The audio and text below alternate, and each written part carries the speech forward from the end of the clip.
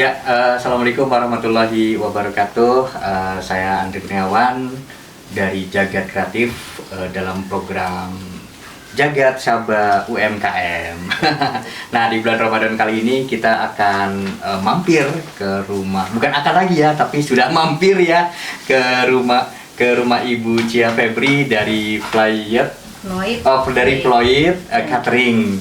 Yeah. Nah, jadi hari ini momen yang bahagia, semoga tercurahkan ya apa yang diusahakan oleh Bu Cia Febri ini bisa menginspirasi Jagadian dimanapun berada gitu.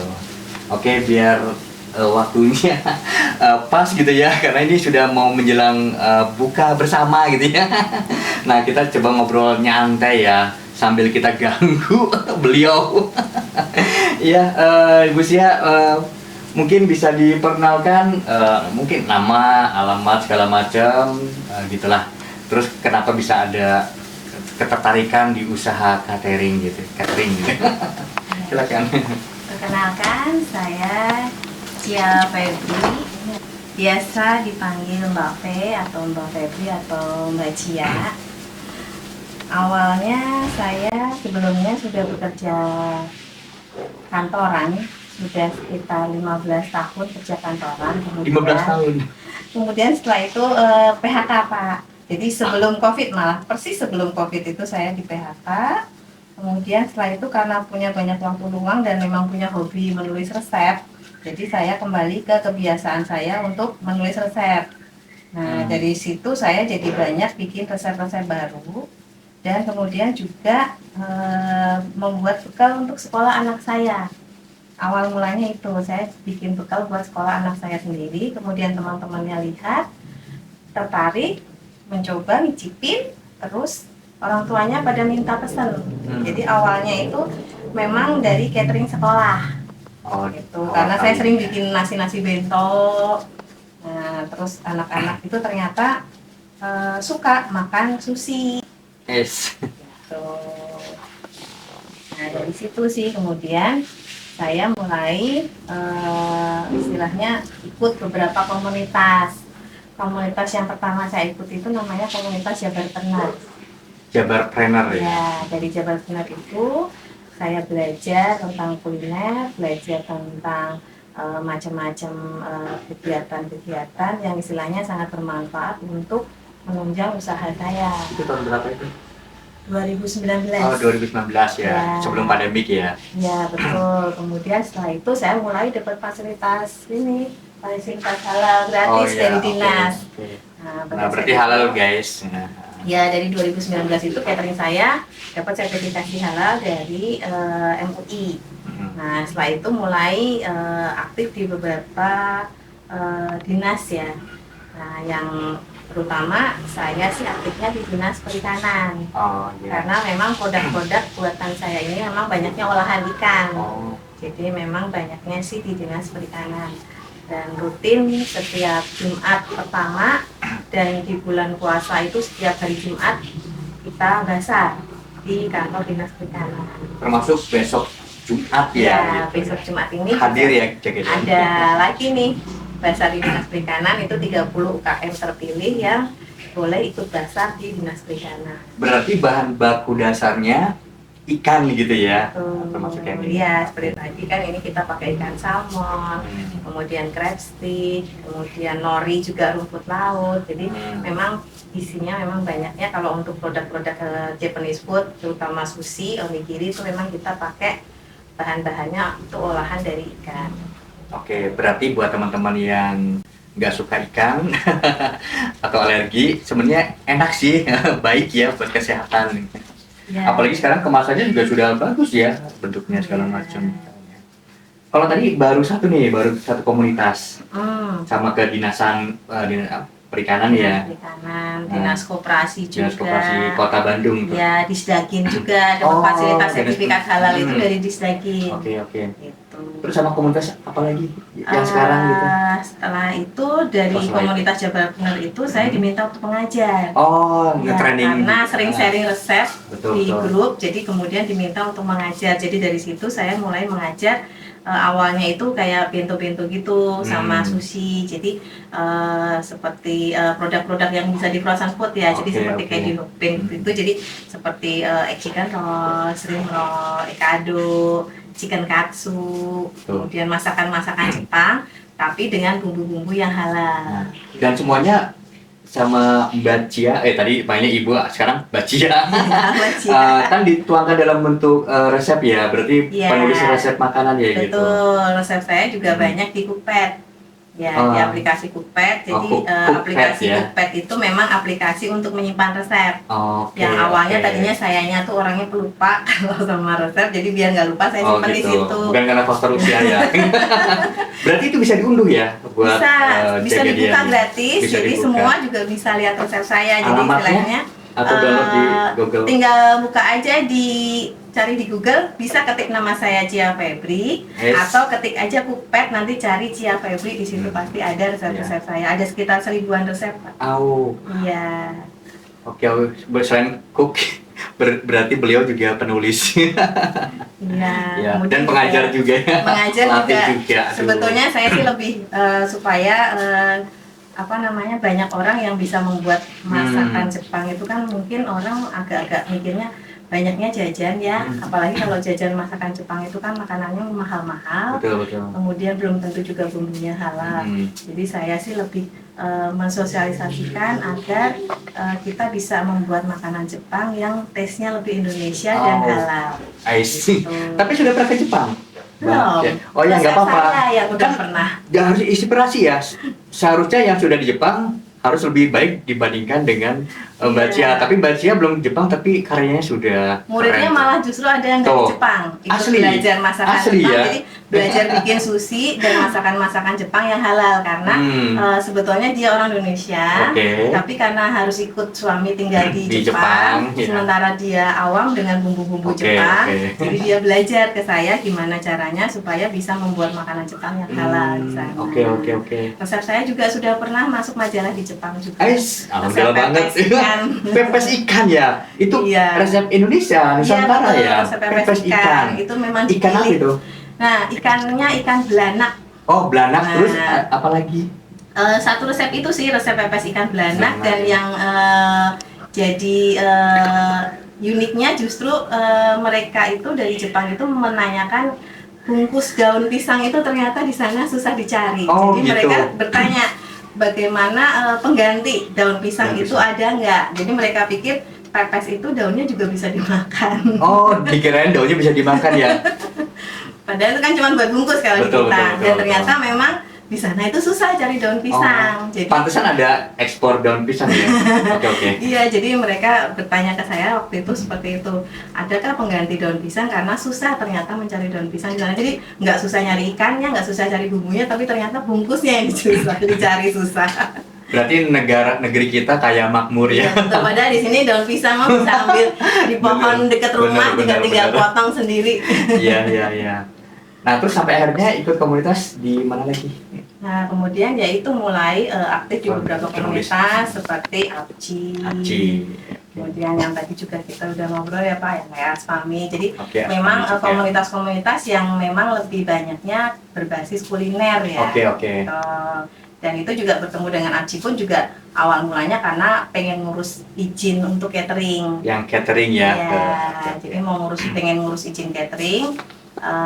Kemudian ternyata harus masuk menjadi anggota APCI. Nah, dari situ saya mulai aktif di DPD, saya di seksi pendidikan, kemudian di DPJ saya sekretaris APCI. Wis, keren ya, sekretaris jenderal. Cuma sekretaris aja. Iya, selamat ya.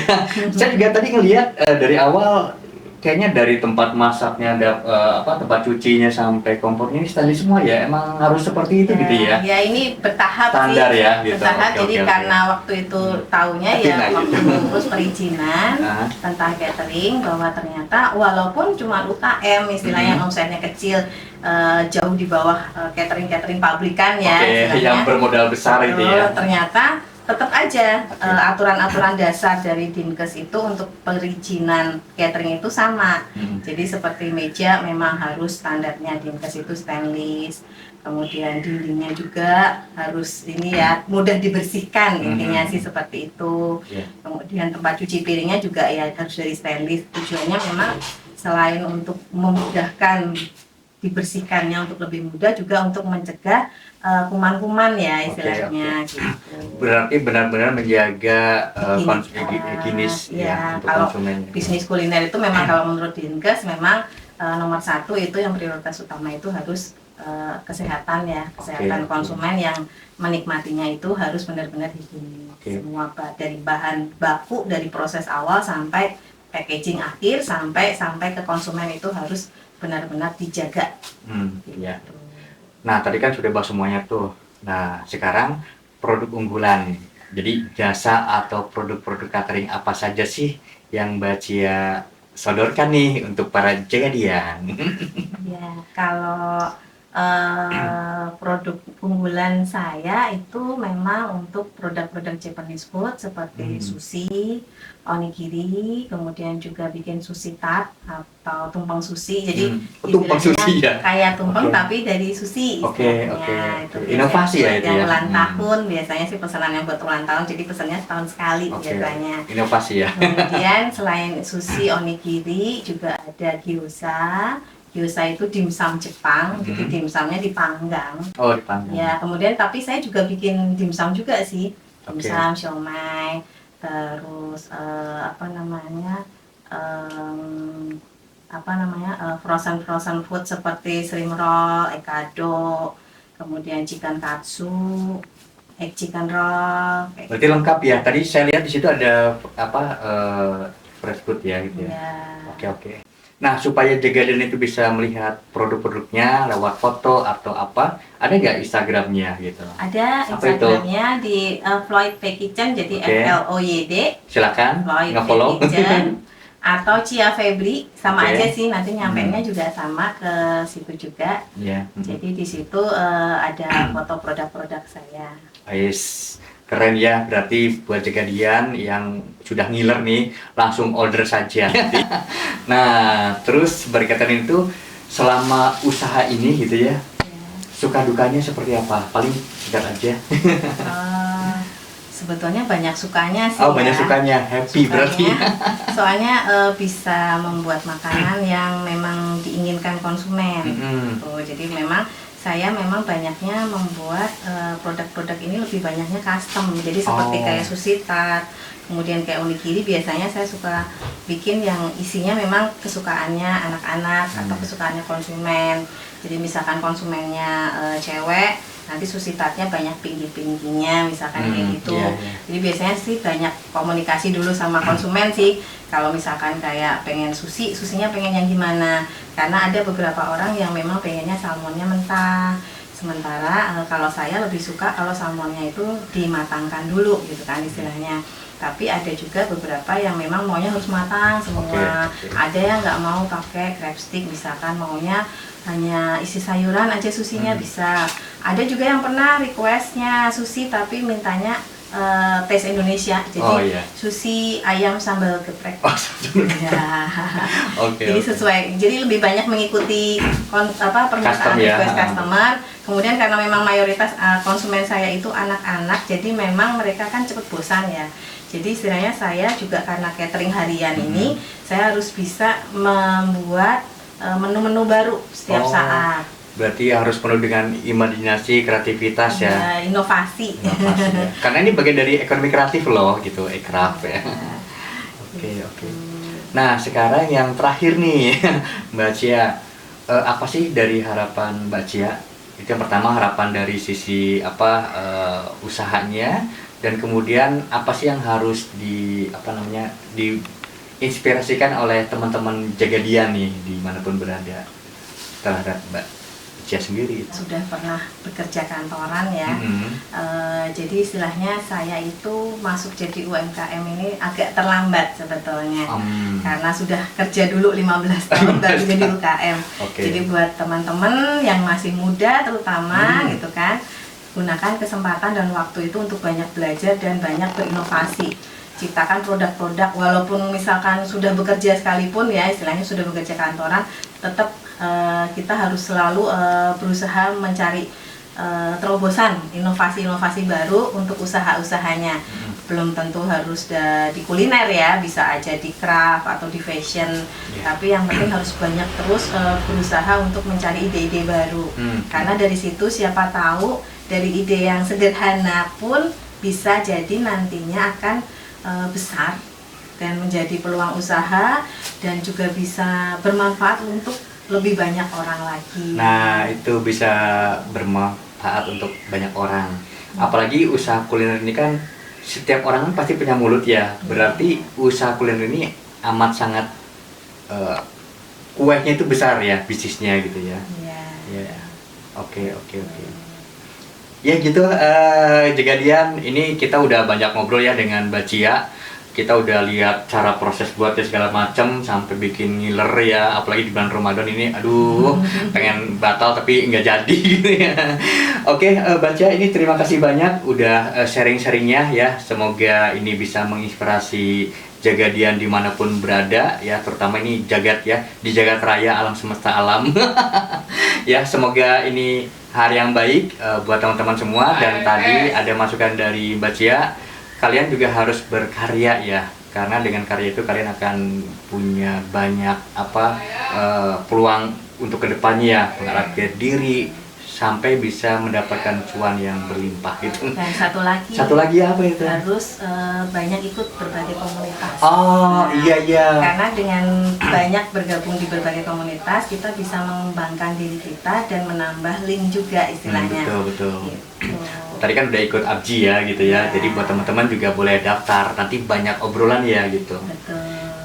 Oke gitu, Jagadian. Terima kasih atas waktunya. Mohon maaf kalau misalnya dari kami ada kata-kata yang kurang tepat, ya dimaafkan. Tapi yang jelas dengan usaha kuliner ini kita akan happy. Tadi saya lihat, tadi kita dengar bahwa dengan bisnis ini kita lebih banyak sukanya gitu. Oke, paling itu saja dari Jagat Sabah UMKM. Wassalamualaikum warahmatullahi wabarakatuh. Hatur nuhun, Mbak Cia.